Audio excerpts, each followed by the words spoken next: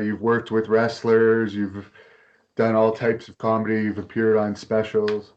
I guess just like, and I do game shows now, like in my corporate stuff, we do game shows in for Christmas time kind of thing. But I guess our basic thought process for you was, since I was a kid. I mean, so just between me and you here with just background. So I'm 5'9", 200 pounds. At the time, I'm not really wrestler material, when you're growing into it. But I've always just loved the business. So everywhere, every level of entertainment I've been to, I try to incorporate wrestling because I love the guys, I love the art form. I love what they do. And I wish I could have done that. So to me, that's why we got a hold of you for this, because every kind of interview that you're doing, they're so good. And then I don't know if you've ever had a media personality come in who's tried to really establish that, hey, wrestling should have someone on their side. Because I found when I got into TV, no one cared. I said, hey, let's do PCW out here, which I was with PCW and TRCW, and they're like, why do you want wrestling on like you're gonna go and do a wrestling show? So it always had that stigma of fake, and it drives me nuts because I've had bumps. It ain't fake when I have to walk the next day after taking a few chops or something from a guy who's like your size, as a manager. So I always had that, let's push these guys, that they are athletes, they're athletic, and they do have to go to work the next day. It's an art form. So my whole career, I've done anything I can to promote any kind of wrestling. Okay. So you have been in the wrestling business in various capacities. Yeah. I've done, like I started out my first gig. So I'm working at the time in radio with you might be familiar with the name Joe Beavens. He was a commentator, WWF. He had a quick sniff through there. So he was my on-air partner at the time. And he worked here with one of the local wrestling promoters, Tony Condello. So they had a show here. And he looks at me and he goes, hey, Jimmy, you've always wanted to be in wrestling? And I'm like, yeah. He goes, oh, good. You're a manager tonight. Your name is Mad Max. And that was sort of I'm like, really? I'm going to be in wrestling? And Dr. Luther was my wrestler that I would manage when he was here in the city. Oh, cool. Well, we'll ask you all about him. This is Hannibal here from thehannibaltv.com, and today we have a little bit of an unusual guest. He has been a manager, announcer, and commentator in the wrestling business, but he's best known for his TV performances and work as one of the top stand-up comedians in Canada. He is from, I guess you could say, one of the Mecca cities in Canada for wrestling, Winnipeg, Manitoba, same hometown as Chris Jericho, Kenny Omega, Don Callis, if you want to count him to a lower level. But Jimmy Mack, how are you doing today? I'm doing well. And let's not talk about the Jackal. Let's not talk about the I don't like him either. From the few, he's a great politician, I guess. Yeah. From what I understand, when he actually tried to run his own company, it didn't even last a year. Yeah, I again, those are probably my touring days, like doing more stand-up at the time. So I'm on the road 11 weeks at a time, and I do know that there was, I think the promotion you're talking about was it dealt with NHB wrestling, was no holds barred wrestling, and when I would come back to the city. I did have the opportunity a couple times to get in the ring and either be the ring, and I was a ring announcer for them at the time. So when I would be back in town, it was fun. I mean, it's a fun business, as you know. But as for Don is Don. Not always fun on the promoting side. It can be very stressful, but for the wrestling side, for the most part, yeah, we do it for fun, especially on the independent level, as you know. Oh yeah, you have to. I mean, and can I go back to an interview that you did earlier? And Sure. you spoke about the small promotions and how that they can be more popular than the main promotions, because coming back, let's say Hannibal, right? So you have one name. Like little kids are like, oh my God, he's only got one name. Like his parents didn't even know what else to call him, right? So you establish those great characters with certain small towns. Like if you're in Ontario and you head to, let's say, a suburb like Oshawa. I mean, every time you go back there, all you have to do, as you know, is say one thing to one audience member. They'll either love you or hate you, but they're coming back next time and they're bringing their buddies. And you do establish that. And it's a hard goal for, some establishments or some promotions. Like you walk in there and the guy goes, well, here's your $25 for the night. I'm like, okay, yeah. I'll buy you a new chair for what you hit me with, right? Yeah. The other thing on the indie levels is a lot of the time, sometimes you break the chairs in the buildings and they actually charge you for them. Yeah. As some of the other wrestlers do. Yeah, you gotta actually establish when you make the call, say if you have a busted chair or table lying around, leave it for us. Yeah. Throwing it out. I remember actually when I put Senator Patrick Brazo through a table, the arena people had actually given me that table, but because the news had picked up on the story that like someone higher up in the city actually contacted me and they wanted like $250 for a table because I guess they bought into that. They thought it was real for whatever reason. So they didn't realize that, no, I had gone through the proper channels and it was an old table. And eventually we got it sorted out. Listen, I'll make you a deal. If you're ever in Winnipeg, I'll give you $250 to slam a few of our politicians through a table. Well, how did you get into wrestling? I understand you're a big fan in the 80s when the AWA would come down to Winnipeg. I think Winnipeg might have been the only city in Canada that AWA ever came to. Maybe some smaller towns around Winnipeg, but mainly. Sorry, man. Yeah. I am. Maybe I'm a little intimidated by you because I never interviewed a comedian before. That's all good. Mainly Winnipeg. Yeah, I think you're correct because they used to pop up obviously from the Minnesota side and the Minneapolis side and hop up here. But those were for sure. As a matter of fact, I think my earliest recollection of why I got interested in wrestling, and I actually went to my folks' place to try to dig through some old things to find a few pictures I had from the local wrestling that was here. And it was definitely a guy with... So you were talking about seeing AWA in the 80s there. I think Hulk Hogan even came up there in the 80s when he was with AWA.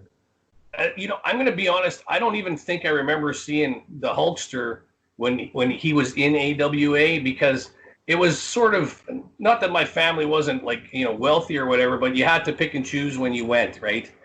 Dad wants to take you here or there. He takes you to the local community centers. I believe I saw wrestler Dr. X. That's what got me right there. And the first thing I remember falling in love with wrestling was the term, he's parts unknown. And I was told, like, how scary can you be when you don't even know where the fuck this dude's from? And that sold me right there. So when AWA would come through, my dad also loved the wrestling. He was all about Jesse Ventura and Adrian Adonis. The East-West connection, they were my favorites to see out here. And so, yeah, whenever we knew Jesse was rolling in, we were at the matches. Yeah, he's probably my favorite commentator. I know I'll get heat for that because everyone says Gordon Soley or Jim Ross, but I loved hearing Jesse Ventura on the mic. Yeah, he always had a way, this is my opinion of him, that no matter who was in the ring, if they needed heat, Jesse would give it to him. Like, for some reason, he had that magic, no matter who he was talking about or to turn them heel. I think I kind of look back, and if you remember, even Honky Tonk coming in, nobody was buying the honky bit. And then all of a sudden, Jesse Ventura sort of took over as, I don't think they ever made him as his manager or anything, but I remember as soon as Jesse came in saying he's the next thing, it's Elvis garbage, blah, this is the guy, Honky got heat and instant heel. So he was magic. It's amazing to think that they actually brought Honky in as a baby face, but many people forget that. Yeah. Now, I understand now you'd be considered big for a wrestler at 5'9", but back in those days, they wanted the the larger than life characters. So although you were a fan, you wanted to be a wrestler, you ended up going into stunt work, I guess, because of your size at the time. Yeah, as a matter of fact, my tryout in the first time, I did have a tryout with the WWF in the early '80s as a midget, but I was just a little taller than I should have been, so I couldn't do it. No. It's a joke. Get it with it. Yeah, no, yeah, you're right. I always wanted to be, and then the stunt work came when I got again back into wrestling. I always wanted to learn from the guys how to take a bump. Right. I loved stunt work. I loved stuntman. I practiced my own kind of stunts, falling off different things. And when I got to TV, I think you might have seen a few clips of some of the sillier things that, when we get thrown around, going to commercial, they call them a bumper. So whenever I had a chance to do a stunt or whatever, people took it into the fact like, holy crap, he just got knocked off a platform or whatever. But wrestling, again, bringing wrestling, I love stuntman. I practiced my own kind of stunts, falling off different things. And when I got to TV, I think you might have seen a few clips of some of the sillier things that, when we get thrown around, going to commercial, they call them a bumper.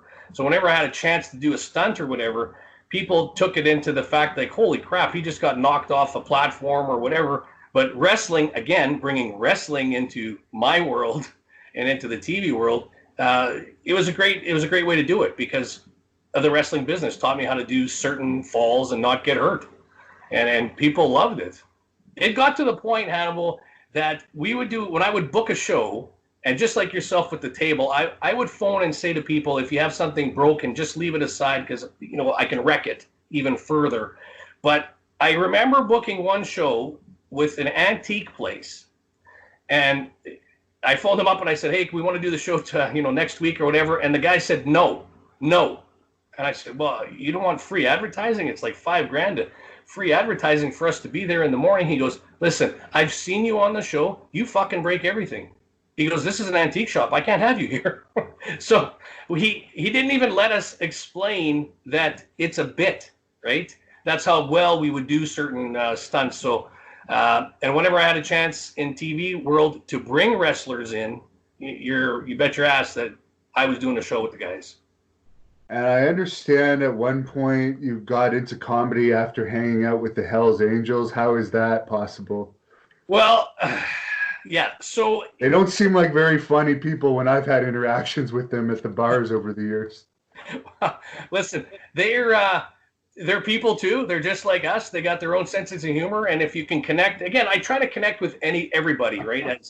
So I'm working for the city of Winnipeg at the time, and we're just, in a field somewhere, and nobody would talk to. They weren't necessarily HA members. They were affiliate guys who knew them all. Okay. Right. So what happened was nobody would talk to them, and I overheard them talking one day about the movie Scarface. So I'm like, I remember going back, and my girlfriend at the time, I said, have you ever seen Scarface? And she said, yeah, it's a pretty long show. You've never seen it? Yeah, I guess let's watch it. So we watched it. So the next day, when I went back to work, of course, to get in with the biker guys, I went over there and started doing hey, what the fuck you guys doing? What the fuck? You want to do something? And I had some fun with them as Scarface and made a connection. And then they used to, my nickname became Montana after that. But before then, they always called me Randy. So I would always have a bandana and a beard going. So, of course, well, hey, if I'm Randy, oh, yeah, we got to do the Randy Savage form, So now I just started doing all the impressions, having fun with these guys. And I'm driving to work one day in my brand new Hyundai Pony. Surprised it got there. But I hear on the radio, and coming up next week on Tuesday morning, it's our comedy contest. And we have two people competing that morning. And it's blank, blank, blank, and Jimmy Mack. I'm like, did he just say my name on the radio for a comedy contest? So I get to work, and I remember walking in going, okay, which one of you put me in a comedy contest? And they kind of give you that look like, what, you're not going? I'm like, okay, well, if you guys say so and the rest of the members say so, I guess I'm going. So I won, which was my chance to get on stage after that. And I used to wander on stage as Randy Savage to start the show and have a bit of a bit going with that and sort of piqued some interest. And from there, it sort of became my finisher. My finishing move at the end was Randy Savage at the end of my show. By the twilight of my career, let's say, 10 years in, you gotta, like in my comics episode, I'm not sure if you saw any bits and pieces of that, as the Randy Savage character. And I was fortunate enough as the Randy Savage character to be part of a bodybuilding show here in, I believe it was maybe 1992. And so I did my show and dressed as Savage sort of at the end of it, took a picture, and it ended up in the World Bodybuilding Federation magazine, which I believe you have that photo as well, that we got a sense of promo. We'll throw it up on the screen. Yeah, with Troy Zucolato. So from that magazine was an opportunity. Now, I don't know how my agent at the time, they got a hold of him to talk to me, fly to New York, to head out to Stamford, Connecticut, and be part of a gym opening as the Savage character for the Wrestling Federation at the time, which was, it was quite the, it's not like, they kind of knew that it wasn't Randy Savage walking in, but, you walk in, you shake some hands and have some fun. I'm assuming more at the time, I think more wrestlers probably do promotional appearances now than they did then. Like, they were probably more, when you're on the card, it's a meet and greet than a gym promotion or whatever it may be. But so it got me that. So that was pretty cool to do that for the McMahons at the time. If I were to ask Randy if the rumors are true that he slept with Stephanie McMahon, what would he say? Ooh, yeah. Ooh, wait a minute. Hang on. Let me try this again. Ooh, yeah, definitely. 1, 2, 3 on Stephanie. Yeah, dig it. All right. And speaking of the McMahon children, I guess Shane McMahon was your driver for that WBF. Actually, not for WWF, no, because he was here. But when we went to Stamford and we're at the events, it was actually he wasn't the driver, but he was our, I guess for lack of a better term, he was the gopher for the guys. Okay. So Tom Platz was the big bodybuilder at the time. Lex Luger was their star they were pushing in the bodybuilding side. And Shane would, if you need a water, you need whatever, they would be like, hey, Shane, can you get us a water? He was the guy running around at the time. And I remember saying, wait a minute, that's Vince McMahon's kid? And they said, hey, Vince is pretty adamant that, Shane knows how to set up a ring. He swept the gym. He cleans he does everything. Vince is making him work all the way up. So I think, like, again, Shane probably wouldn't remember me from that many years ago, but anybody who even now will say, oh, Shane McMahon he must be pretty lucky given everything he's got. And I always turn around and say, listen, I can say that he's worked from that bottom up to get the life he's got. Like, so Vince must be a pretty tough pop. Oh yeah, I'm sure. Now I forget exactly what he makes, but he makes in the millions a year now. Yeah, I think I saw something like that too, like 1.8 or 1.2. Yeah, it was released not too long ago, and so he's doing pretty well for himself. I guess there was another situation that happened in Winnipeg where WWE refused to let you meet Randy Savage or something, or the local promoter representing WWE. This did happen. So I had asked the person at the time, if I could meet Savage, because I was at the comedy club and I was sort of getting a good reputation as this Savage impersonator. And and he was coming to town. Of course, I love the guy. I love Savage. So, yeah, of course I want to meet him. And so they came back and said, you know what, we've asked everybody, you can't meet Savage. But I was going to the card anyway. And a buddy of mine said, just take your outfit anyway. Like, take your gimmick. You never know. So I was like, oh, okay, whatever. I throw it in the car. And as I'm there, it just so happens maybe 3-4 years earlier from the radio contest that I won was the DJ. And he said, hey, Jimmy, what are you doing here? I said, I was just coming to see if I could meet Savage. He goes, well, we have a meet and greet with our station. I'll take you in. He says, do you have your costume? And I go, of course. So he got me back there, and he talked to, was it Rene?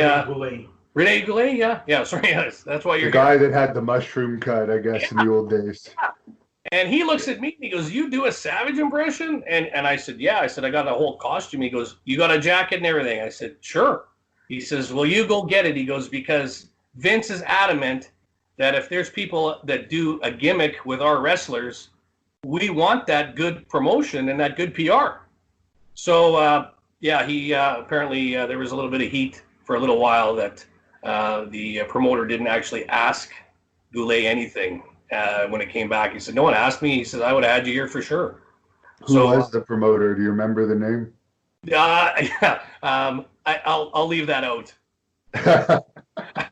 He's still friends on Facebook. So Savage was impressed, I take it. He was. He loved he had this little meet and greet, and he got up from this little table, and he was about to leave, and Goulet said, "Hold on," and I was kind of behind this little curtain area, and then he kind of waved me through, and I came out and did the gimmick with the jacket and the fringes, and Savage starts laughing about it, and I still have the shirt. He signed the shirt on the back of my shirt for me that day, and all he ever said, like he loved the gimmick, and he said to me, "This is what you." I'm sure you've had idols, and if an idol says something to you or you become a friend of that idol, you're just taken aback by him knowing who you were, perhaps. And Randy says to me, he goes, "Wait a minute, you're the guy from the magazine." So I'm like, "What?"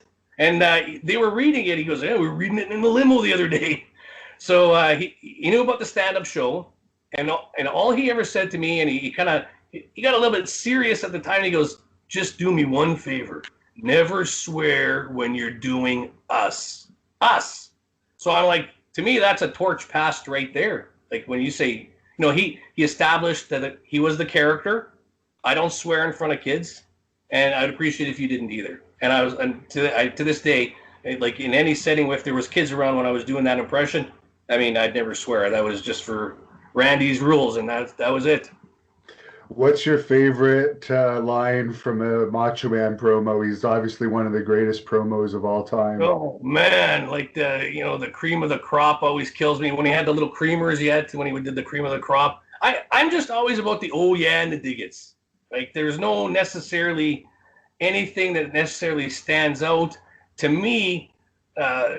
If you got the inflection in the voice, if you got where's the glasses again? Like if you had the pinky up and the quick turns and all that, and the inflections in the voice and some of his mannerisms, to me that was what I loved watching for. Like the Hogan handshake, he would come in with the big handshake, right? Like he was always everything was over the top with Randy. So to me, there's no promo that I would say that's the one for me. I could watch over and over because I can almost watch any promo over and over. Same as Hogan to me. I could watch any Hogan promo over again.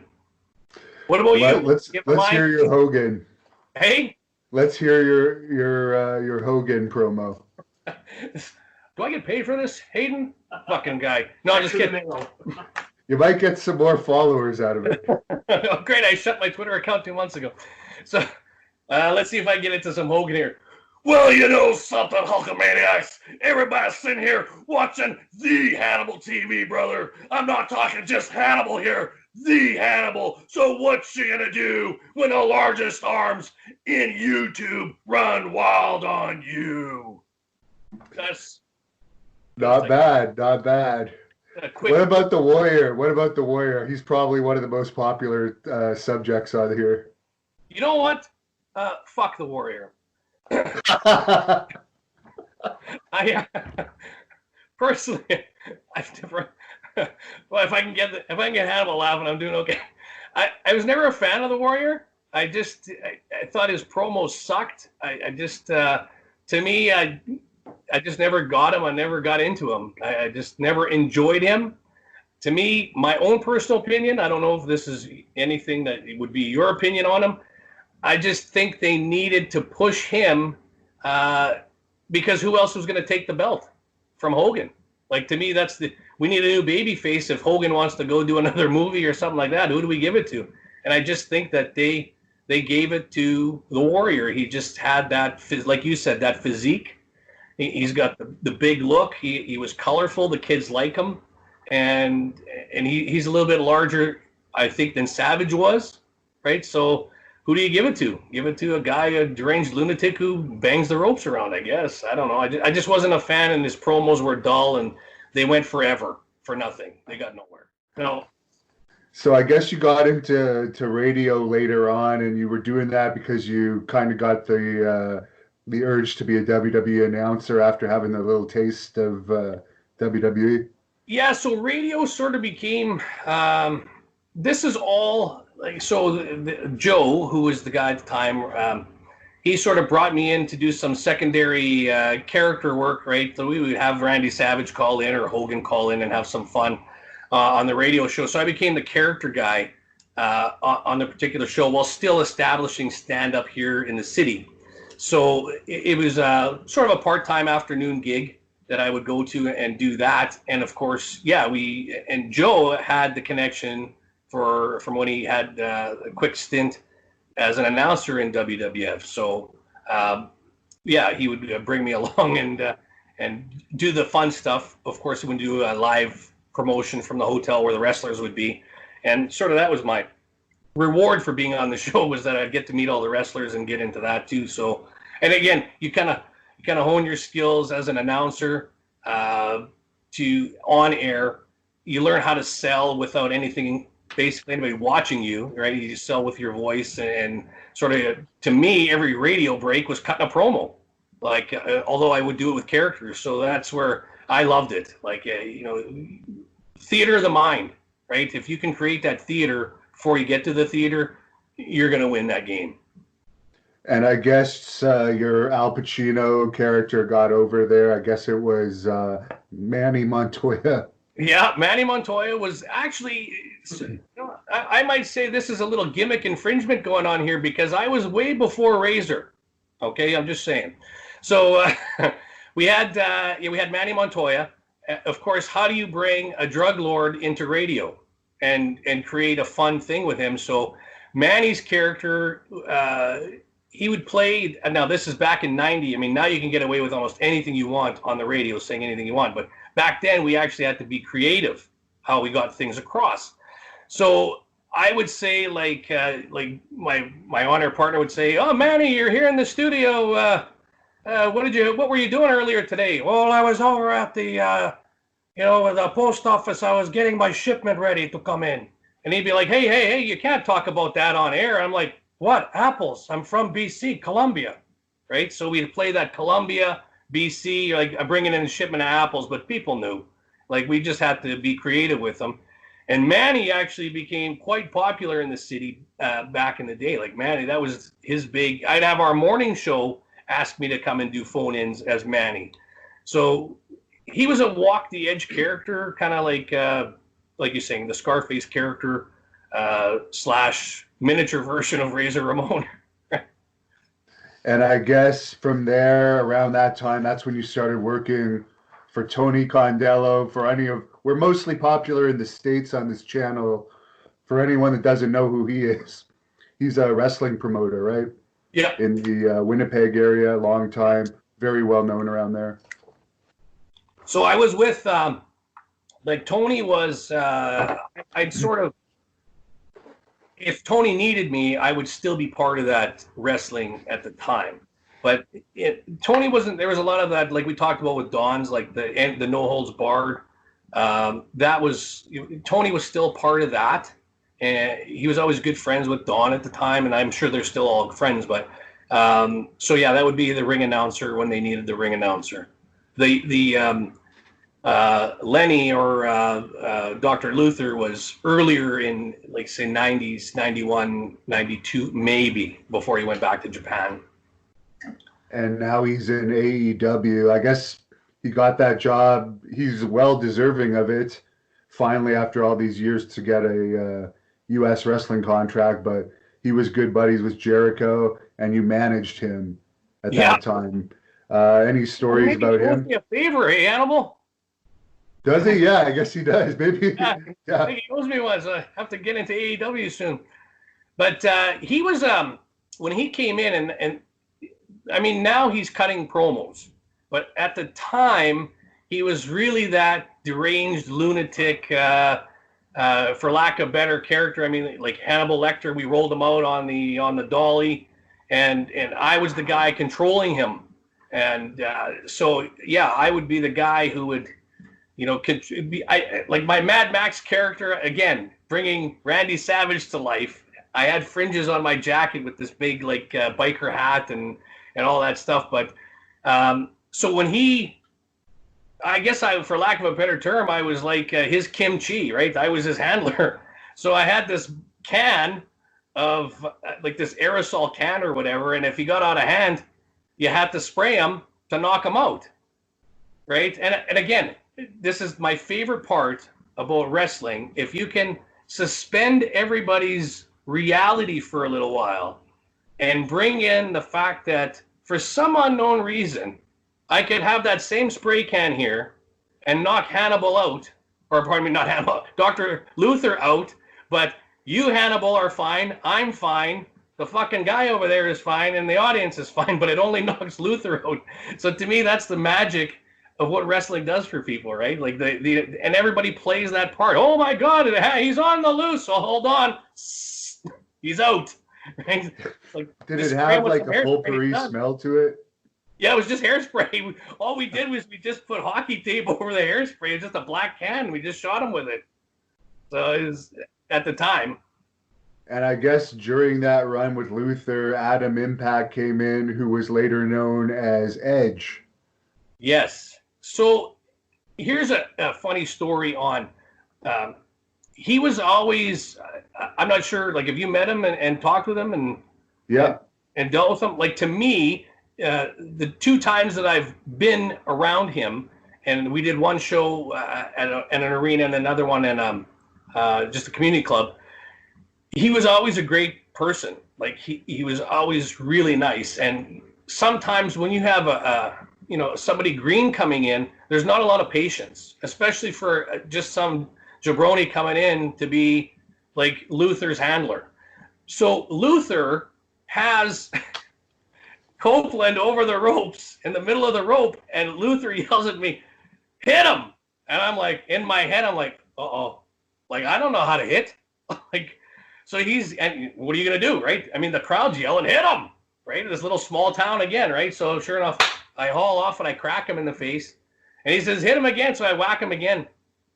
Later on, back in the dressing room, Copeland comes over. He goes, "Hey, who taught you how to hit?"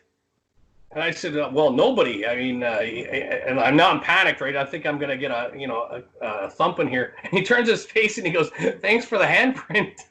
So he made me hit him about 4 or 5 more times, so I don't hurt anybody. And I thought, you know what? That's magic right there. Like that to me, that was a great show of like he's respecting the fact that, you know what, you did a good job, but just in case Lenny asks you to smack a few other guys around, this is how you do it. Yeah. So, and I know some wrestlers that would have taken the other route and found a way within that match to get their hands back on you and give you a receipt. So I guess consider yourself lucky it was Edge. Don't forget, I had the spray. I'll knock them out. Oh, yeah, the spray. Now, I guess somewhere around this time is when you met Scott Hall. Okay, so Scott... he phoned in our radio show, and of course we brief him really quickly before they're coming to Winnipeg that, I'm the character. We play this Manny Montoya character. It's a Scarface thing. Blah. And Scott's on the phone, and he's like, "Okay, no problem, blah, blah, blah."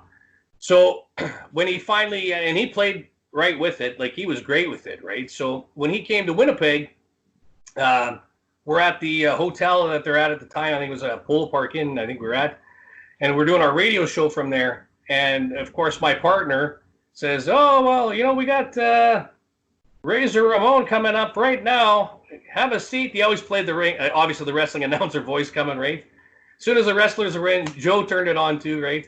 "Razor Ramon, have a seat. Good to have you here." And he'd be like, "Manny, who is this guy, man? I don't want to talk to him." He'd play right with it. And he just, for some reason, took a shining to me, right? And whenever Joe would try to butt in, he would say, "Razor, your opponent tonight is it could have been IRS at the time. Your opponent tonight is IRS. Do you have anything to say about that? And he'd look at me. He's going, hey, Chico, what's he asking me? And I would have to be like, hey, he's just asking, what are you going to do to the tax man? Right? And so Scott would do the interview with Manny. And it just became like this odd friendship. He's like, hey, whenever I'm in town, stop by and say hi. We're always here at the Pole Park Inn or whatever it is. And we took a few photos that night. And yeah, we just sort of kept in contact. And like when he came back to the city, dropped off some photos. And I think where we're going to run into next is your Sid story that you're looking forward to. Now, I apologize. Sid, who I actually like Sid a lot, but I guess you had a different interaction with him. Well, so many. Well, obviously you know this. I think you come. I could be totally wrong, but the sense I get from you is you kind of missed the kayfabe era. Am I correct? Yes. Yeah. Okay. So do I. Like, and I love that because that's the mystery, right? That's the belief that kids had that it was real. So, and even adults. I mean, you get 7 beer into a Winnipegger. I mean, he's really real, right? So I go to meet Scott at the time. I have photos because he said bring the pictures that we took for Manny whenever you're back in the city, and so they're all there. The restaurant is roped off. I asked the server, I said, I see Scott's back to me at the time, and I said, can you just go give these to that guy there? It's Razor Ramon. It's an envelope with my business card. And he turns around and he's like, Manny, come in here, man. So it's okay, right? Now we're okay. So I go sit down. Scott sits beside me. And I got Scott on one side. I got $1 Million Man Ted DiBiase on one side. I think for some reason I want to say Hakushi, but who really cared that he was there? And there's a couple other characters that one of the Islanders at the time. And so we're all sitting around chatting. And of course, DiBiase's like, hey, Scott, who is this guy? Or hey, Razor, who is this guy? They're still playing. And he says, oh, he's the radio guy, Manny Montoya, blah, does a bunch of impressions. So, of course, just like you did to me, DiBiase's like, oh, well, give us a little Hogan or give us a little this, that, and the Undertaker thing and whatever we do. Fine. So Scott, he says, oh, move over. Like he says, hey, shove over, man. So DiBiase shoves over and Sid walks in. Now, you're a big guy. You're in the 6'5" range, aren't you? Somewhere in there, 6'5"-ish? Yeah, 6'4", but yeah. So, well, I'm talking lifts. So 6'5", build height. Yeah, with wrestling boots, that would be legit. That would be accurate, yeah. Build height, 6'5". So Sid comes in. Now at 5'9", Sid the room disappears, right? And he's standing there, and he's got that, he's always got that look. And it's all quiet. And then he kind of sits down with his plate of food because, they're on their own and he's eating. And I'm chatting with everybody, kind of having a good time. And all of a sudden he slams his fist down, his hand on the table, and he's like, somebody better tell me who the fruitcake at the table is. And it's quiet. So, again, I'm trying to joke around. I'm like, I think I got this one, guys. Let me take Sid. I am Jimmy Mack. I extend my hand, of course, nothing, right? He says, I don't think I asked you. Somebody tell me who the fruitcake is. So I'm all quiet. So now Scott, he doesn't necessarily break. Like he's still kind of in that, he always has that Razor accent, but not, right? He's like, hey man, take it easy, man. He's my buddy from, blah, blah, blah. And Sid's like, I don't care. Someone better tell me why the fruitcake, who doesn't even know anybody here, is sitting at our table. And I'm like, and so now DiBiase says, give him an Undertaker or something. So I give him a little Undertaker, give him a little Hogan, give him a little Savage. Stone face. So as he says, so Scott, I'll never forget this. He goes, hey Sid, just go easy, man. He goes, go get some dessert, put it straight to your delts, come back, sit down, and be relaxed. I know, don't ask me why I always remember everything went to Sid's delts. So Sid says, by the time I get back, you better be gone, fruitcake. So, oh, great.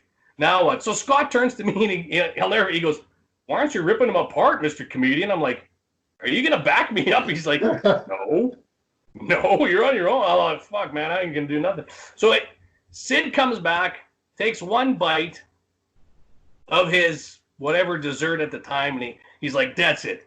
I'm going to kill this fruitcake. And I'm like, hey, you want to kill me? And whatever tangent I went, I basically cut a promo on Sid. And then he goes, relax, man. He goes, nice to meet you. I'm Sid. He goes, fuck, was that funny? The Undertaker thing was great and blah, blah, blah. Then all the guys start laughing, right? I'm like, you fucker. Like, he just totally roped me in, you know. Like, to me, it's like being well, God forbid we use the term hazing nowadays. But as you know, in dressing room, things happen. And I think he accepted me, you know, at the time. Like, it was just a quick rib. Who is this fucking guy? Blah, blah, blah. So, yeah, Sid was great. And I'd met him like maybe another time that he'd come back to Winnipeg. I saw him at the bar and we had a good laugh again about that, the fruitcake thing. So he was pretty good with it. And going back to the only guy that I never talked to that day that at the time that I enjoyed was Bret Hart. So I'm sitting with all the guys and Hart comes in. And Hart goes to sit, sort of, because the restaurant's completely shut only to the wrestlers. And Hart goes to sit down, and he sees me, and he walks away and goes and sits on his own. And then I can't remember who else walked in and went and sat with Bret Hart. And I sort of jokingly said to the guys, I goes, is something we said? And Sid turned to me, and he goes, he's just playing, man. He's just playing. He goes, don't forget, he and I are fighting tonight. Right, so again, Hart, not knowing me, going back to the kayfabe, he wouldn't allow the fact that he would sit with Sid, and I thought that was fantastic. How did you end up at Scott Hall's house? Well, I don't think he knew, but it all goes back to we would always try to coordinate. So if he was in Vancouver, let's say, and I was performing my stand-up in Vancouver, he would always, he'd leave tickets to go to the show. And if I was off that particular, usually Thursday nights, the comedy wasn't on. It was like Friday, Saturday sort of thing. So Thursday wrestling comes to town, I would get tickets to go. So I was trying to coordinate. He was like, yeah, man, just come anytime. Like, go just, if I'm there, just fine, come for a visit. So it was sort of I had to plan my time off to just finally say, okay, go. Scott and I had a relation where he wanted me to put Razor Ramon in his show, or in my show, pardon me. So, I mean, he sent me vests, like, I got 3 or 4 or 5 different vests that when he wore his razor to be part of the stand-up show. And he just said, yeah, whenever you're in Florida, come out, man. So I coordinated when he was going to be off. And the day before I flew out, I guess somebody had got hurt, and he didn't go back to Florida. He was coming back almost the 2 days after I had left, but I'd already booked the flight. Now, this is back in the day where changing a flight was probably more expensive than the actual flight itself. Yeah. So his wife at the time said, well, you can just come out and hang out here, and if you're coming to Florida, you could. I had another buddy of mine who lived in Miami, so I visited him first. And I figured, and like Dana at the time, I mean, they would send Christmas cards of him and the kids and the wife. So, I mean, I got to know Dana. I got to know the kids a bit. And, yeah, that's how I ended up at his house. And I only stayed the first night because I felt uncomfortable. Like, he's not there. It just didn't seem right. Like, I just stayed the first. I mean, I got there late, landed, crashed out, and the next day hit the hotel kind of thing. But, yeah, it was kind of like his wife was so much. She was a great tour guide for me. We went to Disneyland with the kids, of course, and I actually was out in front, and he'll never remember this because he might have been maybe 9 or 10 at the time. But Cody Hall, I taught him how to skate in his front yard, like on their street. Like none of the kids knew how to skate like a Canadian. So here I am. I went and bought rollerblades. We went to the Walmart, bought rollerblades, and yeah, we had a little roller hockey game in the front of their house with a couple other kids. Very interesting. And I guess later on, you did a CBC comedy special with WWE wrestlers as well. Yeah, to me, this is, I would say to this day, my proudest moment to bring wrestling into my love, where I had creative control. On they said we have a, your stand up show, and then they would do like a B roll, like a B act, and what do you want to do in your B act? And I said, well, why don't we promote, like, because I do wrestling show in my stand up, why don't we promote not everybody can be a wrestler, aka like me, that it's real and you can get hurt. Like, don't, this is almost pre WWE's days of don't try this at home. It's okay to roller skate, but not this, sort of. So I wanted to promote the fact that you can love this sport, but you got to know what you're doing to be in this sport. So we had to write this little script, send it to the WWE, and they had to approve it. That, yeah, okay, we could do that. And then we were going to use a local promotion for the wrestlers. But we wanted to sort of, because WWE was in town or coming to town, so we were going to try to coordinate my comedy special with that. We had no idea we would actually get wrestlers to be in the CBC show. And it came back that they were the ones who said, well, who do you want? What?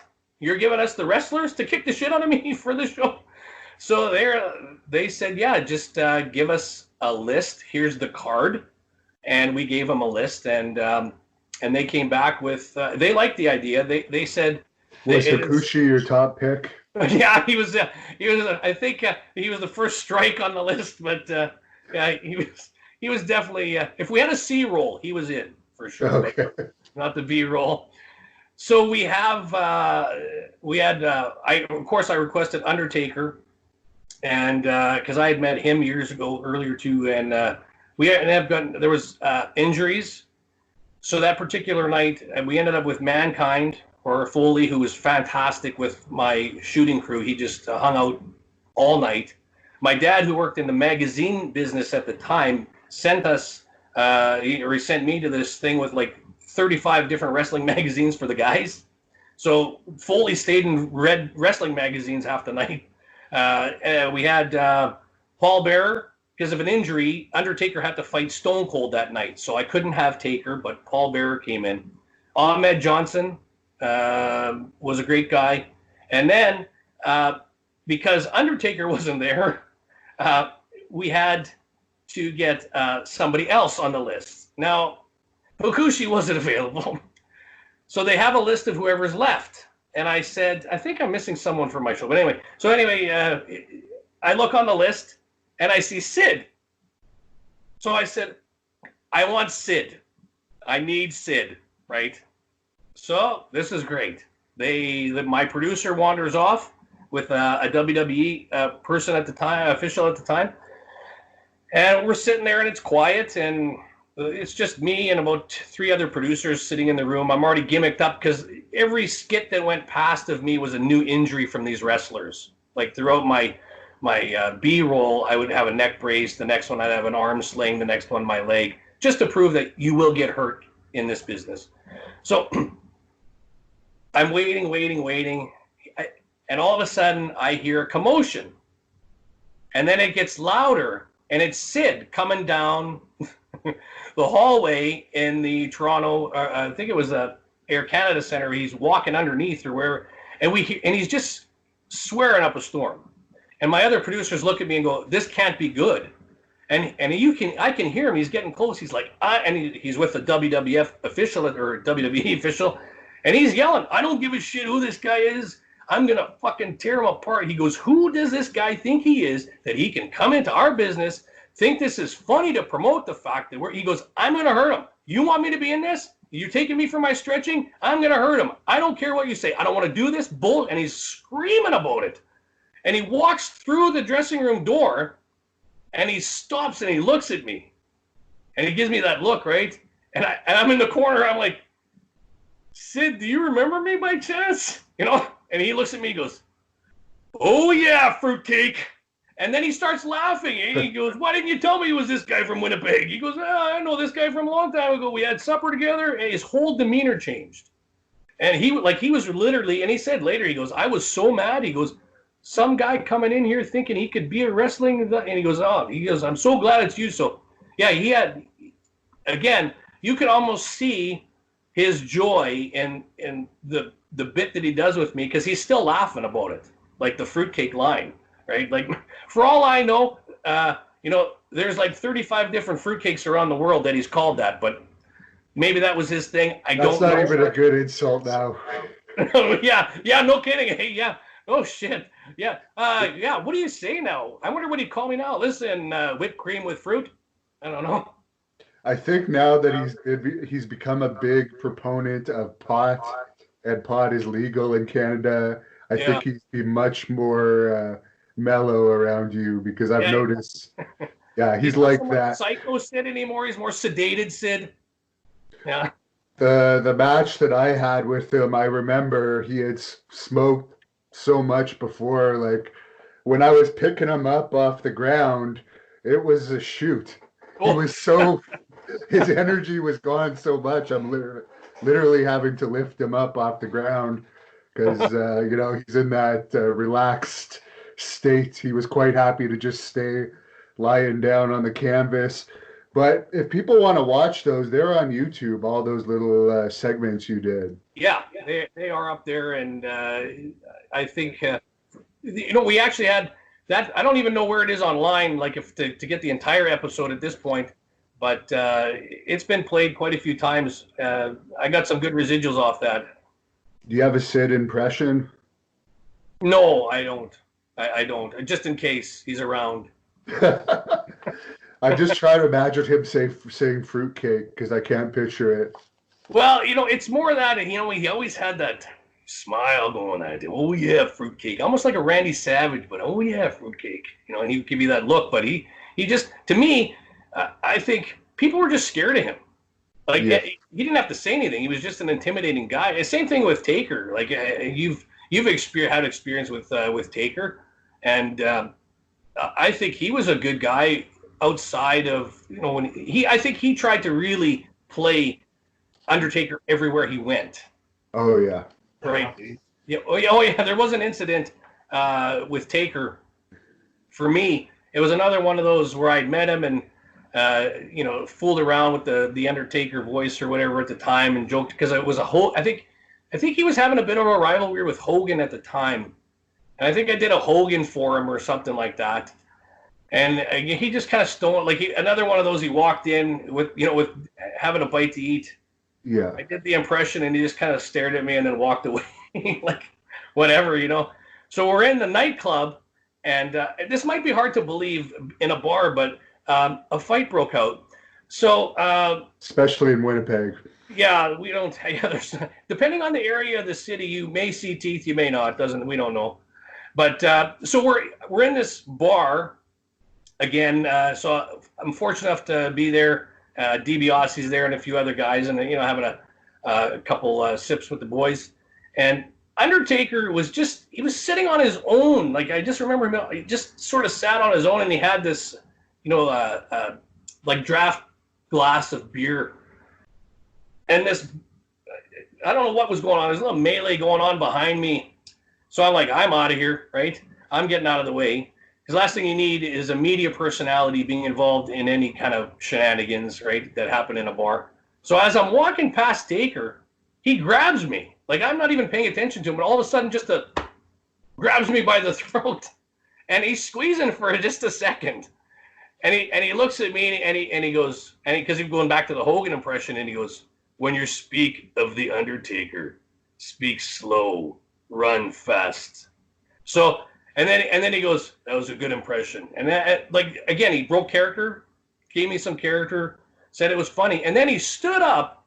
After that, he let me go. I thought he was going to choke slam me. So I had to go wipe my ass because I shit myself. And he went the other way, and there's a bit of a brawl going on. And he stood up and he threw the draft glass at the floor. And it was this big smash. And the brawl stopped, and they all stared at him. at the end. The Undertaker's standing there, and the fight stopped.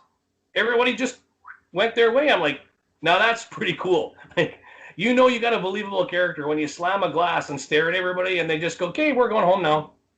So Yeah, that is interesting. yeah.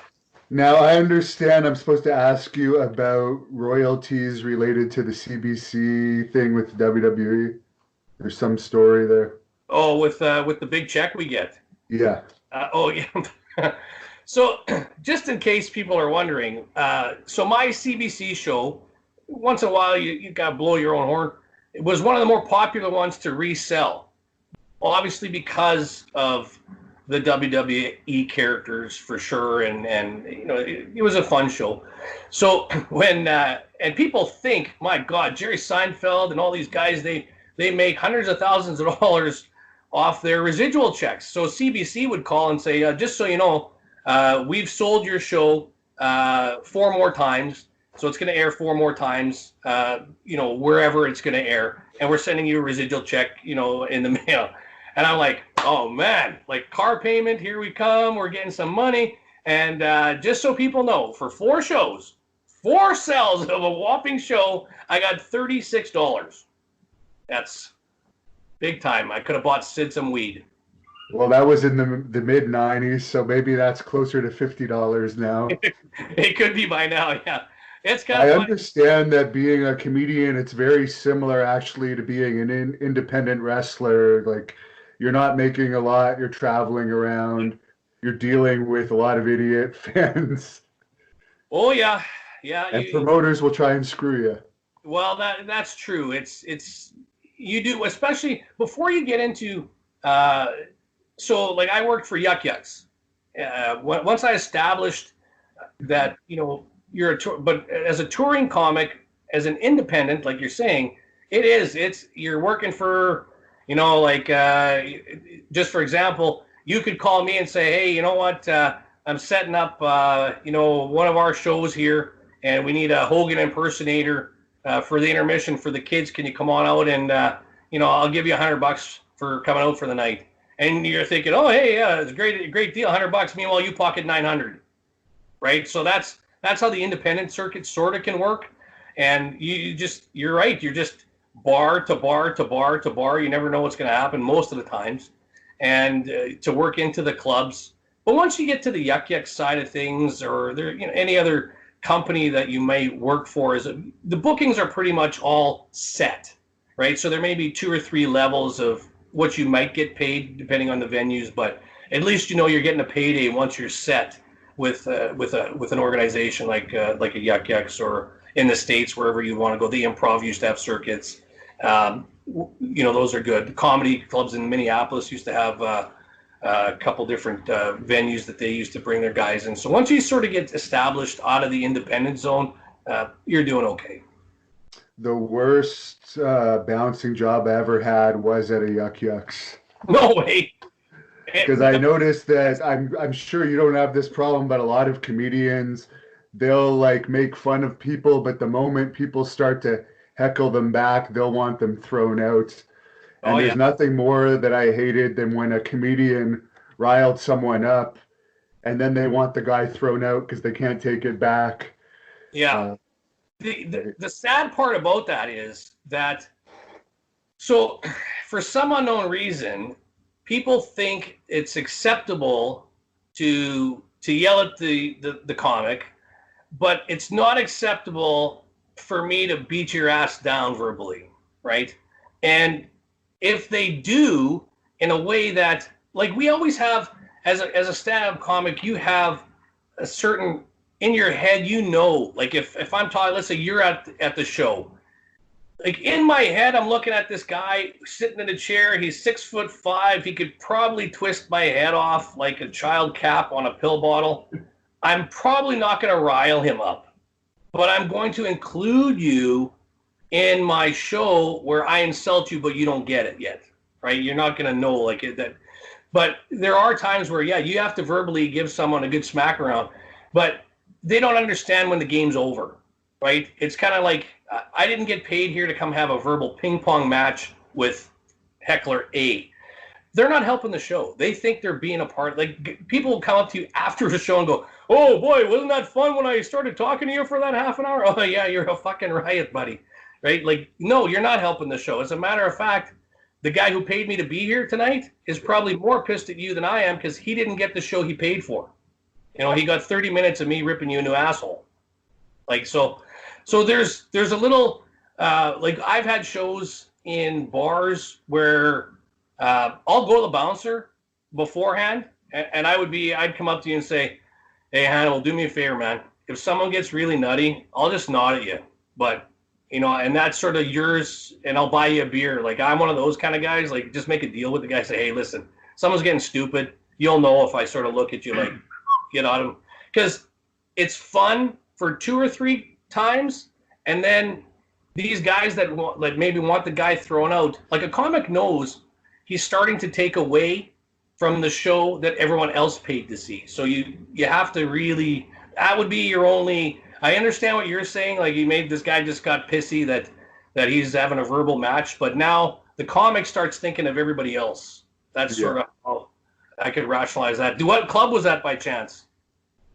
The Yuck Yucks in Ottawa. Oh fuck! No wonder they Howie used to run it.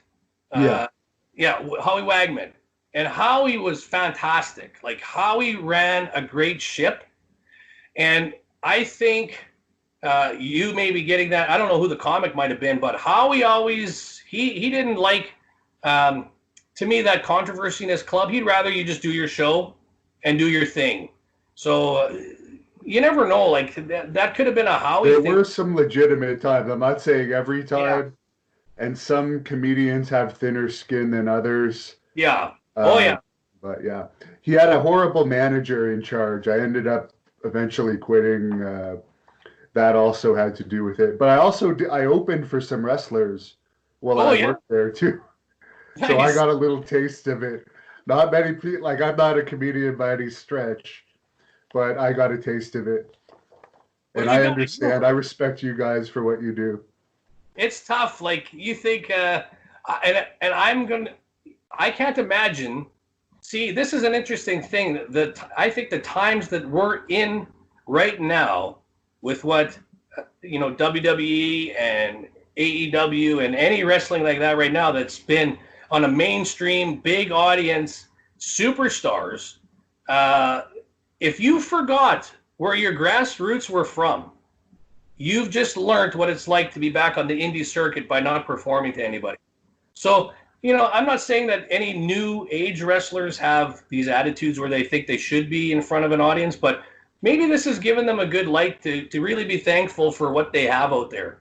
Because guys on the independent circuit, I'm sure you've been there, where guys are looking out the curtain going, "There's only 8 people here. Shut up and get out there," right?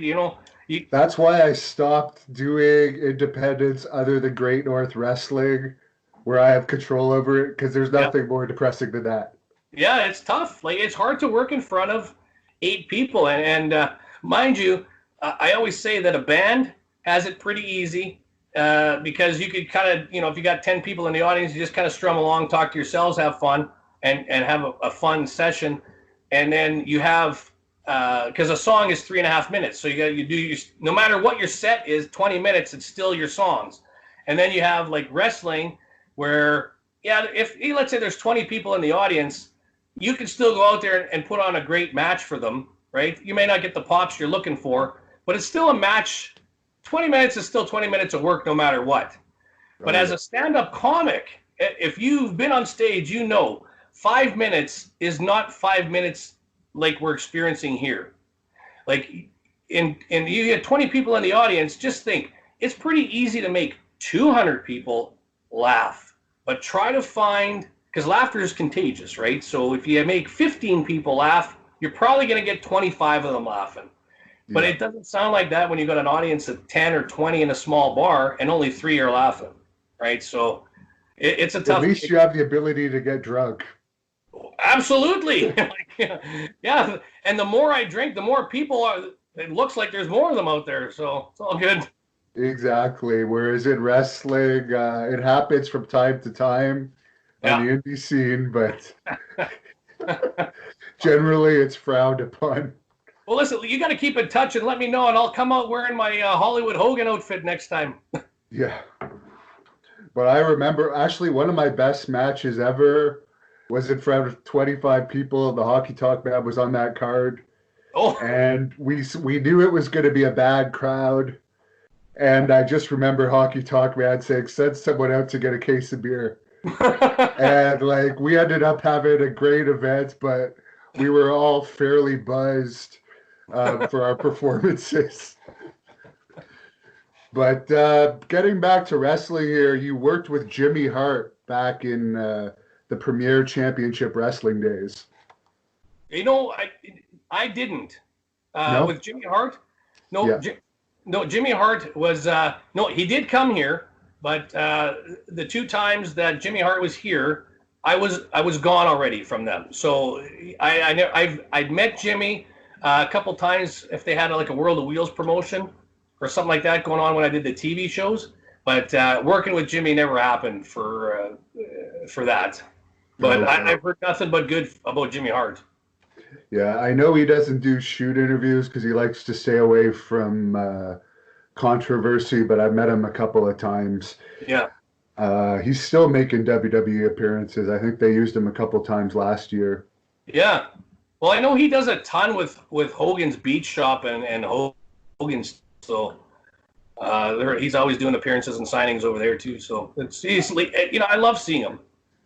I think he helps run it because I went and visited it once when I was in Clearwater, Florida, and the guy that was working there said you just missed Jimmy Hart. He came in here to do his daily counts or something, so he might have like a job related to that.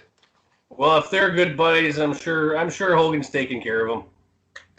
Now, you also, I'm sure our American fans aren't going to know much about this, but City TV, you've been involved with them. They're a popular station here in Canada. They're all over Canada. What could you tell us a bit about your career with them? Well, City TV was, I guess that was 8 years I was on that morning show, and I was the out and about guy. And like I mentioned earlier, that the best way to bring in my love of wrestling was to do a lot of pratfalls and things like that. So yeah, I was the out and about guy.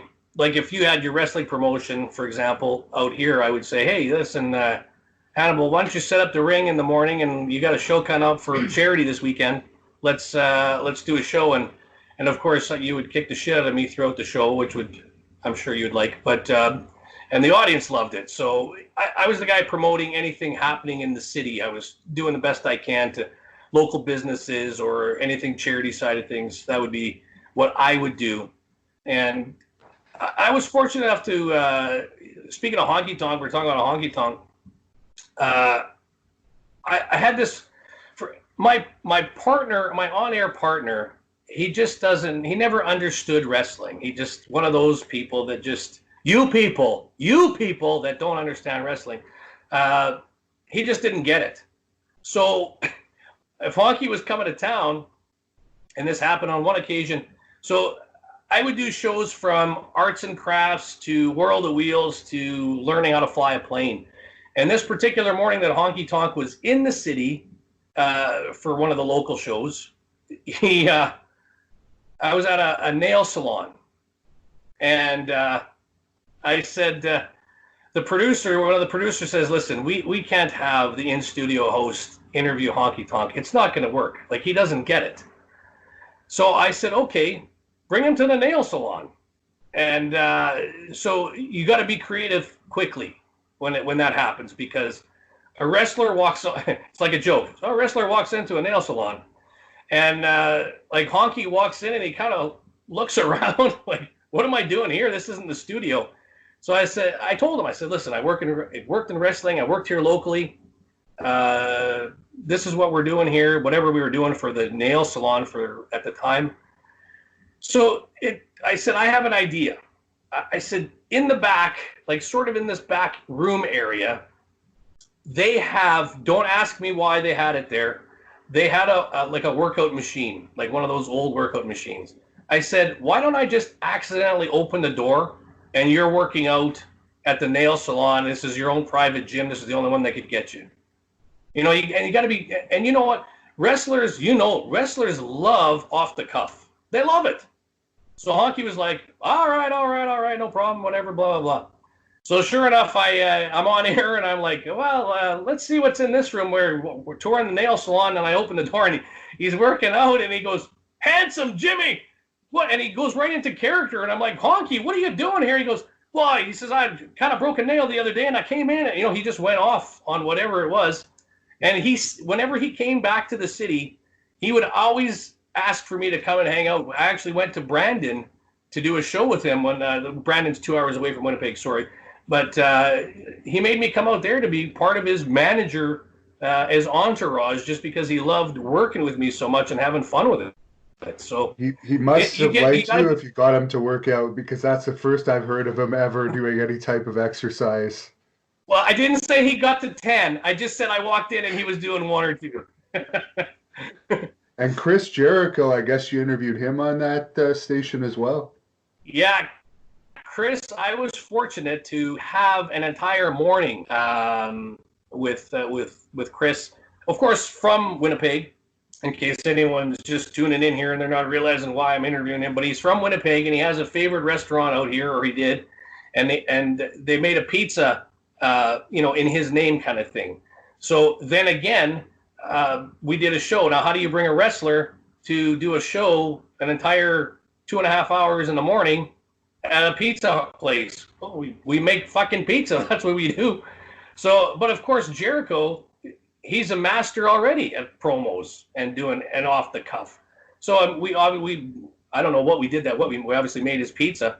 But yeah, he had fun with it. And of course, if he was the heel at the time, I think this is where I'll say if I had any magic with the wrestlers, I get it.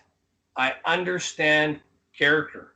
So if Jericho was a heel, that was what he had to be that morning. And I played that with him. I said, you make fun of me, you make fun of whatever you want. And he was like, well, I don't know. He was like, no other stations do that. I'm like, I'm not any other station. Don't forget, you're talking to a guy. I get the business. I understand it. So I will play your character the entire morning if that's what you want to do. And it almost it was the same thing with Honky, playing the Elvis route with him. I'm like, oh, your voice sounds familiar. I'm sure there some other guy who thought he was, and they like that because you're playing to their character. So Jericho we had a blast that morning, having a ton of fun. And of course, he's a fun person to begin with. Is there a Jericho impression yet? No, I've sort of given up on something. That's the other thing. To me, Jericho is not, he doesn't have anything to do an impression with. And what I mean by that is he's not a distinguishable voice.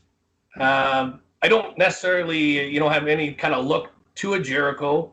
So I always took guys who had some character to them to do their impressions or their voices if I did them.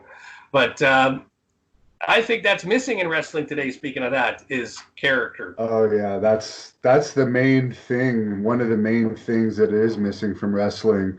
And Eric Bischoff, I guess you had an interaction with him as well. Eric Bischoff, this is another one that the producer said, we have Eric Bischoff coming to town. Now, don't forget, I'm the TV guy who's out promoting. I'm never really at the studio. So they said Eric Bischoff is in the studio, and once again, we don't want the host who's in the studio to interview him because he doesn't get it. Like, he doesn't know who Eric Bischoff is, first of all, and I do. So we made arrangements with whatever organization I was doing a show with that I'd have to leave early that particular day and go back to the studio to be with Eric Bischoff. So they had to push Bischoff's interview, right? So when I got there, I start yakking with him, and I said, and again, here's another one, right? Super good guy. Like, again, someone may have had bad interaction with Eric Bischoff. I'm not saying that no one ever has. To me, at first he's somewhat standoffish. And then once you explain that you've been in the business, you've done a couple things. Yeah, I'm not a real superstar, but I've done enough local wrestling. I know how to take bumps. I know your character. And I asked him, I go, how do you want the interview to go? And he says, well, how do you want it to go? I said, that's not my question. You are Eric Bischoff. I will play the interview like you are Eric Bischoff. Or do you want to play I'm Eric Bischoff, the author now, because it was his book. And he said, well, if that's the case, why did you bump me? Right? And he's looking at his watch. And I'm like, at that moment, I knew where he wanted to go.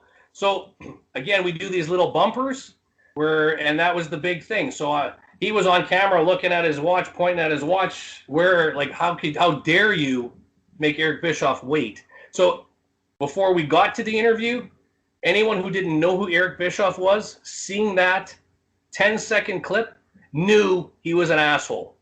And that's what we wanted, right? I mean, he's not off camera. So when we did the interview, I interviewed him as Eric Bischoff. And afterwards, because a lot of this thought he was pretty standoffish and thinking, oh, this guy's a jerk and blah, blah, blah. And I'm like, no, man, he's awesome. And after the interview, his demeanor changed as soon as we went off air. And he signed autographs for people and chatted just like you and I are chatting. So I just thought, to me, that's the best way that even today's media, they don't get it. I don't think they understand how to interview a wrestler. They wait for the wrestler to have a script. They hold the microphone, blah, blah, blah, and they're gone. And there's no character to it, right? You can't establish characters anymore. Like, to me, that's the best part. Like, everyone says, oh, I saw that interview you did with Bischoff. What a dick. Nah, as long as you believe he was, we won the game. And of course, Kenny Omega, he's one of the executives in AEW. You interviewed him. He's another Winnipegger. How did that go? Well, Kenny was I'll say he was pretty green back then. So he was just, I'm trying to think the promotion. It must have been PCW at the time we interviewed him with. Again, he was a good guy. He had a good interview. I think he hit me a couple times, gave me a couple chops, and you know what? We put him over for his show. But again, with Kenny, it wasn't like I had an opportunity to sit down with you for this time period. We got 2.5 minutes to do a quick interview with Kenny, establish his character on air. Is he face? Is he heel? He chops me a couple times. Of course, he's baby face to the fans who hate me. It's perfect. Did you get the answer to the question, is he bisexual or not? That's what everyone wants to know these days. I'm not sure. I'm not sure I heard that right. Did you say polar? No. I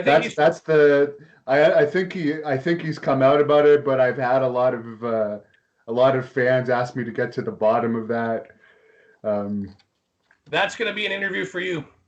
Yeah. He might be out of my price range these days. He's very successful. Well, listen, you've saved a good $3 on me, so that's 3 towards that. And of course, Virgil's another guy. I tried to get an interview with Virgil, and he turned me down, surprisingly. So what was your experience with him? Okay, so I know where we're going to go here. I already know that I think he has a bad reputation, from what I understand. Now, again, I'm a stand-up comic. I'm a TV guy. I like the business. So every story I'm telling you today is a good experience. So hang on. We're doing a show at World of Wheels. The promoter of World of Wheels says, we got so-and-so from Dukes of Hazzard. We have so-and-so from whatever show to do an interview tomorrow at the World of Wheels. And he goes, and I'll never forget, and he's all excited. He goes, Jimmy, get this. We're going to have a WWE superstar for you. I'm like, wow, who is it? He goes, Virgil. I'm like, okay, let's just do with the Dukes of Hazzard guy and let's whatever. Because I'm thinking it's Virgil, right? Like, the guy made what, maybe $100,000 when he wrestled? Like, he wasn't a big star. Supposedly in WCW, I think he made about $150,000 from the recent pay list I read. So he did pretty well. I forget his name in WCW, but Vincent. And then something, they put him with the West Texas Rednecks. Curly Bill. He was Curly Bill with the West Texas Rednecks. Man, if there's anything I learned from the West Texas Rednecks, it's that rap is crap. Do you remember that song? Oh yeah, I love the West Texas Rednecks. Yeah. Well, They Kurt blew it with Hennig that singing group. that killed me, man. So So anyway, sorry to yeah, digress. yeah, no, that's okay. It's good. So Virgil now. I said, okay, you know what? I love wrestling. I love promoting the guys where I can. Let's bring Virgil in, and so he gets there in the morning. Super friendly guy. My camera guy, absolutely, he's just cracking up because Virgil. He loved Virgil. Like he loved Virgil with $1 Million Man days, obviously. So he's just chatting with him, having a good time. Off air, you sort of establish what you're going to get away with when you're on air. Now, I'm not saying that every interview has gone as planned when we have something to do with Virgil. So I say to Virgil, your first interview up here, 7 in the morning, we do a tease. So it's like a 30-second quick tease of the segment coming up. I said, Virgil, why don't you just, once I start talking, hey, we're at World of Wheels, why don't you just come in and pretend like we're buddies from way back? And he's like, okay. So sure enough, I'm like, hey, today we're at World of Wheels, and we got some great guests coming out from the Dukes of Hazzard, and then all of a sudden Virgil busts in. And I'm like, hey, Virgil, and he plays right into it, right? Oh, good to see you, Jimmy, this, that, and the other thing. I said, well, Virgil, we're going to talk to you in the first segment coming up, and you're going to explain why you're here. And he says to me, he goes, well, why am I here? He goes, we're standing by my Lamborghini. And I'm like, that's not your Lamborghini. And he looks at me, he goes, what, a black man can't own a Lamborghini? And I'm like, okay, we'll see in a few minutes. Because you don't want to get into, like, my sense of humor is probably like you and Virgil and the guys, like a dressing room sense of humor, right? I am not getting into this conversation with Virgil. And I'll still remember when we got back to the studio, we rewatched that particular segment, and my camera guys, the camera was shaking because he was laughing so hard with Virgil. But he was like a fantastic interview. And I found out later, now I don't know how I'm going to blow in anything here, but like he didn't, for that particular World of Wheels, he just showed up. He didn't take any pay. Like you obviously have to pay stars to be there. And this promoter said it was interesting. He got a phone call because he was booked solid for guests for World of Wheels. And Virgil just said, I'll just work for my photos, like for the photo ops. If you just give me a table. And that's what they did in Winnipeg. And Winnipeg, of course, loves coupons and everything free. So they took Virgil. But he was great. And at the time, I guess he did have a bit of a lineup. I understand things might have changed since then. Interesting. And what are you doing these days? You're still doing comedy. Are you still wrestling at all? Well, you know what? I think, no. The comedy, yes, still doing some comedy. I do a lot of corporate is what I do, nothing in clubs. We do game show situations like a fabulous feud. I can't use the other term. So I host that or do stand-up. Wrestling, I've been asked a few times to get back involved because I'm a pretty good mouthpiece for a wrestler who doesn't have that capability. I'm sure Danny Warren, right? So Yes. Danny's a great guy. Danny Duggan's a great guy. Both He the same. owns CWE Canada, for anyone who doesn't know that. They're a touring promotion. Unfortunately, I know their recent tour was canceled due to the lockdown, but they run like 30-day tours. Yeah, and he brings in some good names too. Like he'll bring in. I think he had again. That's a story for him, but I think he had some trouble with a specific. I don't want to say the guy's name, but it rhymes with Brutus Beefcake, and yeah. And then PCW too has. I've had some talks back with them again to go back to where I Hey, began. do you have any jokes about the time that Brutus Beefcake was caught with cocaine in the Boston subway and they thought it was anthrax? And there was a big story because it was thought up to be an anthrax scare, but in reality it was Brutus's cocaine.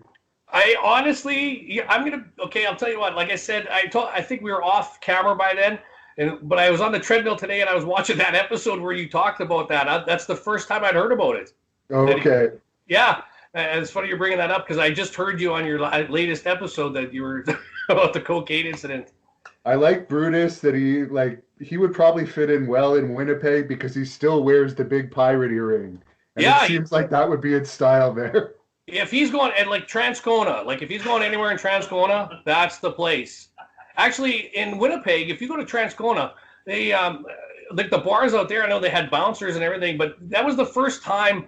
Like that's an area where you would get checked for weapons on the way in the door. And I remember saying to the guy, "What do you mean? Do I have any weapons?" He goes, "Well, you're going to need one. Pick one from the drawer." So they were just making sure we had something when we walked in. That's Transcona. All right. Well, I just thought I'd remind everyone of that Brutus incident for Danny's sake because I know he kind of screwed them over in a certain way. Yeah, without again, I don't know full details, but I heard the final show.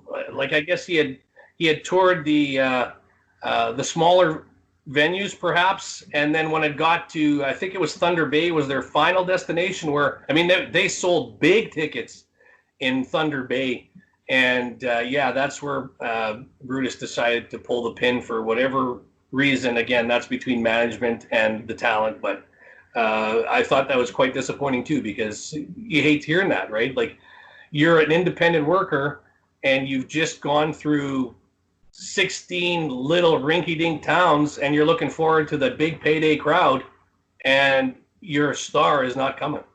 Like that, that's tough. Yeah, well, I won't even tell some of the funniest stories I have about Brutus because they're not even appropriate for YouTube.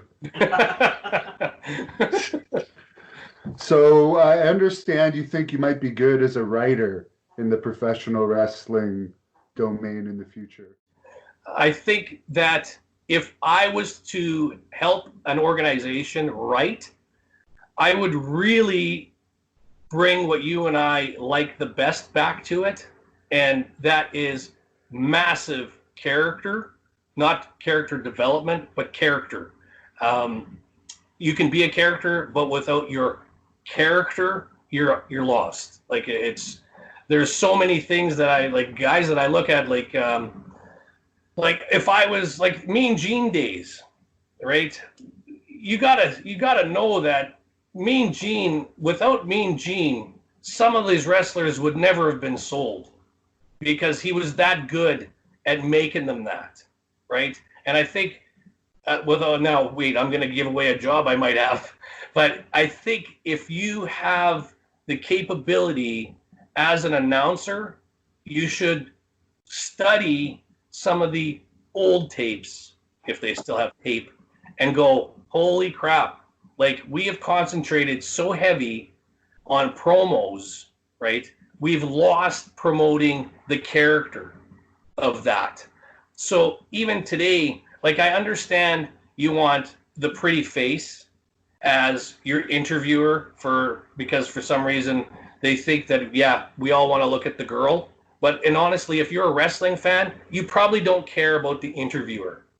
And if you don't know who an interviewer is, they're doing their job. That's how I look at it in wrestling. So if I'm wrestling you, I have to sell you. Like I can't just sit there and go, Hannibal, great match.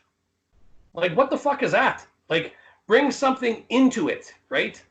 I mean, I love the Mean Genes, right? I love those characters. Even Ventura, like we talk about Ventura, Gorilla Monsoon, like they played off each other. They knew how to do what they had to do to get whoever over. So, I mean, I don't know your particular wrestling character.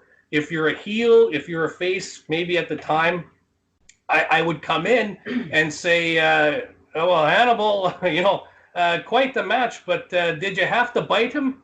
Right? You bring something from the previous match you may have had to start your character in. Like I just think they need a lead off. There's no leads anymore to establish the character. Or if like for example, like Bob Uecker, when Andre put his right, you need those guys to, like, you can say, oh yeah, Andre the Giant, he's a big guy, but I'm sure him with Uecker probably said, feel free to choke me or do something silly, right? They obviously have to talk. But how do I know Andre is that big if I'm just tuning in? The only way to have that established that he is a giant is to show the size of his hand around a regular guy's throat. So to me, that even though it's a funny thing where he's choking him, I'm like, holy shit. Like, do you see his paws? Right? He's big. So again, if I know your character and I know what you did the last match, or you're going out to do that you might have had issues or heat with, I'm going to bring that into your interview, which I don't think they do anymore. And I would write that in those scripts. Well, those are some good points. I agree with them. You do realize that you can go to WWE corporate and apply to be a writer. You actually probably have enough qualifications to be considered for it. Well, you know what? Can I use you as a reference? Sure. That might be a bad thing, though. They don't like me there. No. You'd be a good reference. Listen, this guy's got more hits than you guys. That is true. More people are watching the Hannibal TV this month anyways than are watching Raw. So I am bragging about that. Sorry, but I like to brag. Wrestlers are not known for being humble. No. That's why. See what I did, though? I brought that into the conversation for you to push. Yeah, there you go. And do you have a Stu Hart impression? No, I never met Stu Hart. I mean, if you're doing you worked under there. What about you? Do you have a Stu Hart impression? No, not one that I'll be comfortable saying on camera, anyways. But I'm not known for my impressions. No, but anyone else? Pardon me? You did stand up, you said. I did stand up, but yeah, that was for opening for a couple wrestlers, and I'm good at insulting people. You're in. Actually, you probably, even today's comedy, though, a lot of comics, I think, are starting to get worried because now with, of course, this COVID scare, comedy clubs are closed. How do you social distance? If you come back to the comedy clubs, you're going back to playing to like 20, 30 people maybe. And of course, with today's touchiness, you can't say anything. All these social justice warriors are out for you say something wrong. Look, Lawler got in trouble recently. Oh, that was ridiculous. Yeah, that was absolutely ridiculous. I totally agree. Like it's Jerry Lawler. Like again, people just look for like they have a pot of shit and they just want to stir it. And if you know Lawler, there's nothing. It's like the Don Cherry thing. I still disagree with that. I've been with Don Cherry. He's a personal friend of mine. We were in Afghanistan together. We toured Afghanistan. I don't know if you knew this story, but we over Christmas in 2010, we performed. I performed, and then I was sort of his Ron McLean while he was out there without the backstab. But he every time, like those they love him, and it didn't matter who was part of that regiment. And there's male and there's female and there's people of all color in the military. And I'll never forget this. Every time Don Cherry signed off to the troops, he would always start something like, "I got to tell you right now, you people are the greatest people in this world." Like you people's everybody. So again, one phrase left to the right, you're not in the social justice warrior thing, right? But he's again, I'll stand up for him anytime. So what are your goals now for the future? You just want to keep doing what you're doing, maybe apply to be a WWE writer? Yeah. Do these corporate events? Maybe might be my speed. I think if, well, again, you're comparing apples to apples, but I think that there's so many, I don't know about you, but I think there's so many young, great upcoming talent in AEW that they might need a mouthpiece. Someone might need a mouthpiece or a manager role. I'd love to get back into that side of things. I'd also like to get back to like what you and I sort of talked about, where I could be there or in a situation where, we have whatever, for lack of term, like, Max Corner, and we bring the guys in like old school days where, you'd have the set, you do a quick interview and you're gone with the guys. But I think you really need somebody to understand. Some of these new guys, to me, they just don't have the promo. You can go out there and be, like you said earlier, 5'6", 102 pounds, high flying, but when it comes to a promo, who wants to watch you? You know, and you just need someone to sell them a little better, and I think I would like to do that again.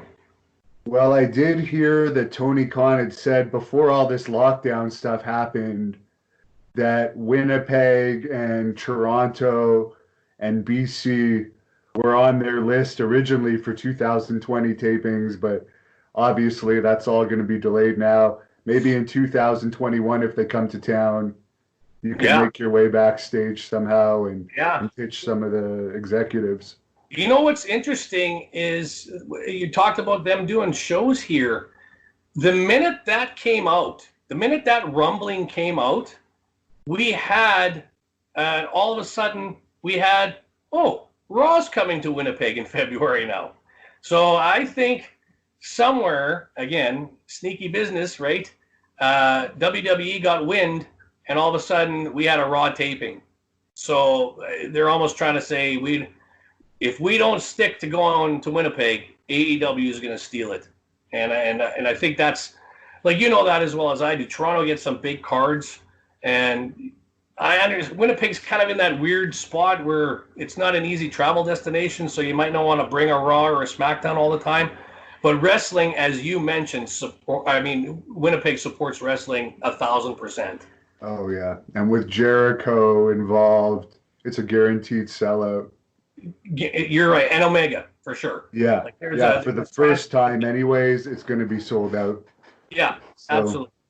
Where can people follow you on social media? We know you shut down your Twitter. Yeah, I actually did shut her down. I'm not really. I'm trying to stay away from that in a sense for a little while. Again, I get very, for lack of a better term, I get aggravated at the social justice things for silly, for stupidity's sake. So I just I avoided it for a little while, and there might be a reason for that down the road for my future plan here. But I am working on a brand new 1-hour show for myself. So that's where the next social media might pop up. So we've heard your Macho Man impression. That's by far what you're known for. Any others you want to share with us before we close this off?